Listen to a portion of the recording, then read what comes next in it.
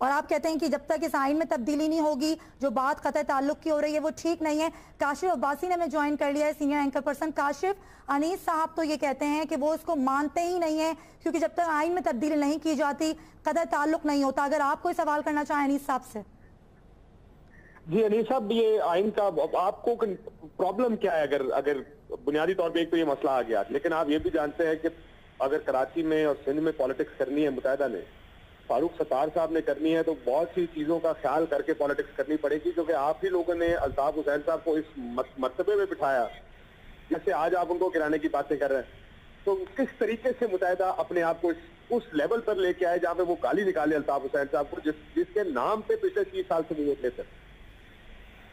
काशिफ भाई, इससे पहले जितने प्रोग्राम्स की आप भी यही पूछते रहे, लेकिन अभी वाज़ेह तौर पर जब फारूक सत्तार ने कह दिया है, तो क्या लग रहा है आपको, क्या ये फिर ठीक है जो क़त्अ ताल्लुक कहा है उन्होंने लंदन और अल्ताफ हुसैन से?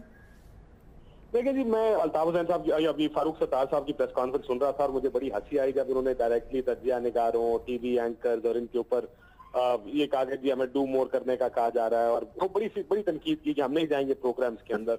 देखिए, अगर हम सियासतदानों की हर बात को फेस वैल्यू पर लेना शुरू कर दें, तो फिर तो हर सियासतदान जिस मुल्क का हुक्मरान रहा उसने आज से पहले ये की क्लेम किया है कि इस मुल्क में दूध और शहर की नहरें जा रही है। इससे पहले जो हुकूमत थी वो खराब थी, हम देखें हम तब्दीली लेकर आए, हमने मुल्क बदल दिया, लेकिन मुल्क उसी हालत में है जिस हालत में साल से चल रहा है।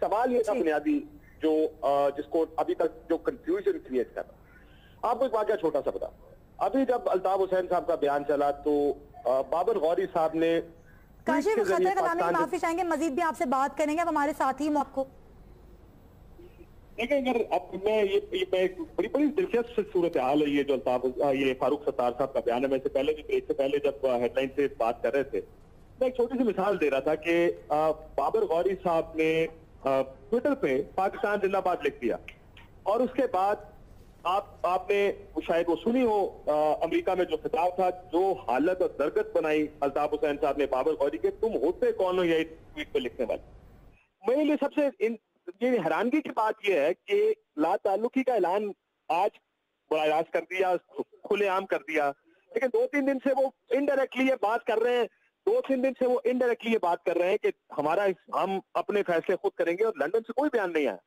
पहले दिन जिस प्रेस कॉन्फ्रेंस हुई, वासिफ जलील साहब टीवी पर आए, उन्होंने कहा कि नहीं जी अल्ताफ हुसैन साहब कायद हैं, वो कायद रहेंगे।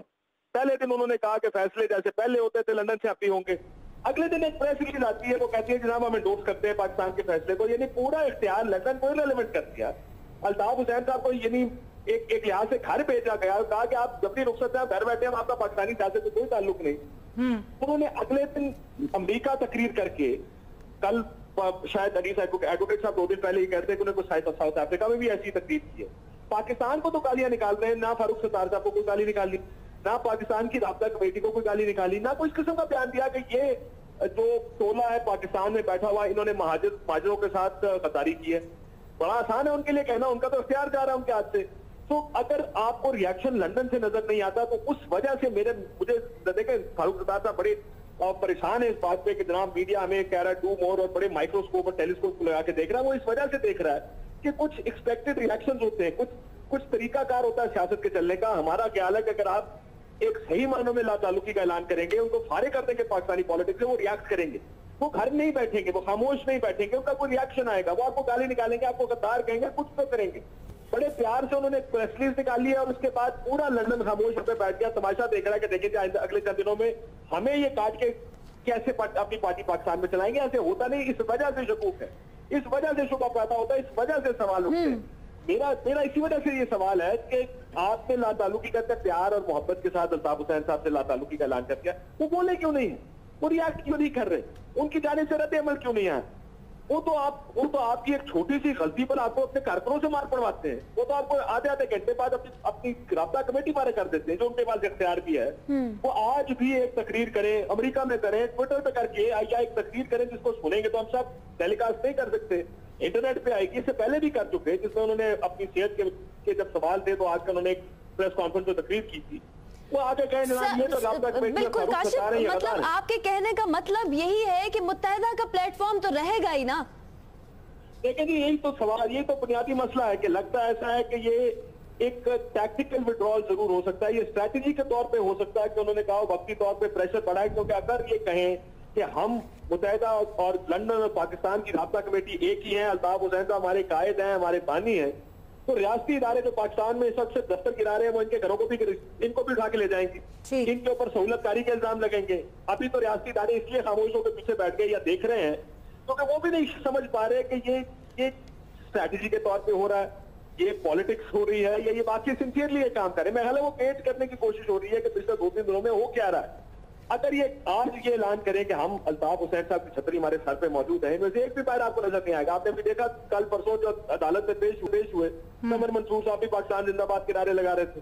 आपने देखा वो कुंवर नवीद साहब भी पाकिस्तान जिंदाबाद के जो चाहता है वो कहता है कि पाकिस्तान जिंदाबाद के नारे मारता है, लेकिन बाबर गौरी साहब को जब रेप्रिमांड किया गया उन्होंने उनसे उल्टे नारे लगवाए गए, वहां बैठ के सारों ने पाकिस्तान मुर्दाबाद के नारे लगाए। तो ये मुत्तहिदा की पॉलिटिक्स बाकी पाकिस्तान की पॉलिटिक्स से थोड़ी सी मुख्तलिफ है।